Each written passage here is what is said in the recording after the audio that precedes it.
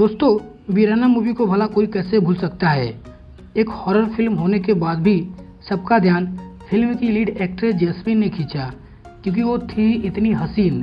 हालांकि Ramsay brothers की इस हीरोइन ने इससे पहले भी 2 फिल्मों में काम किया था, सरकारी मेहमान और डाइवोर्स, लेकिन उन्हें शोहरत मिली वीराना से। लोग उन्हें देखते ही रह गए थे।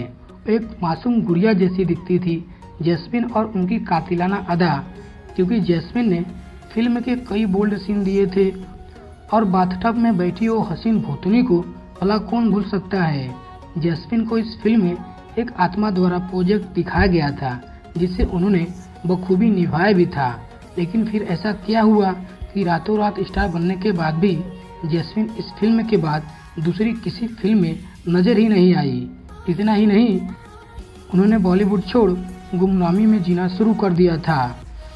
जैस्मिन को लेकर आज भी अलग अलग बातें सामने आती हैं। कहा जाता है कि वीराना के बाद उनकी खूबसूरती पर अंडरवर्ल्ड के कई डॉन भी फिदा हो चुके थे और उनके साथ रात गुजारना चाहते थे।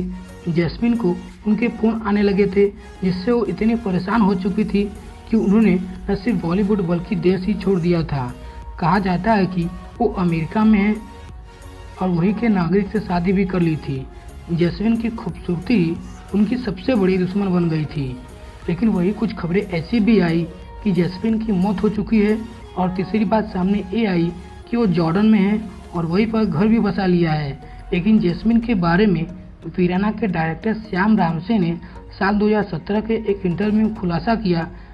उन्होंने बताया, जैस्मिन बिल्कुल ठीक है और जिंदा है और यही इसी देश में है और मुंबई में ही है।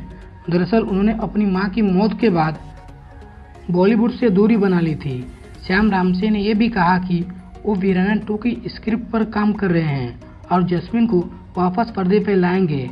लेकिन इसी बीच श्याम रामसे का निधन हो गया और उसके बाद जैस्मिन एक पहेली ही बनकर रह गई, क्योंकि दोस्तों जैस्मिन कभी किसी मीडिया के सामने नहीं आई। तो दोस्तों, जैस्मिन इस वक्त कहाँ है और क्या कर रही हैं और जिंदा भी हैं कि नहीं, किसी को कुछ नहीं पता। दोस्तों, जैस्मिन की यह कहानी आपको कैसी लगी? ऐसी ही कहानियाँ देखने के लिए आप हमारे चैनल को सब्सक्राइब करें। धन्यवाद।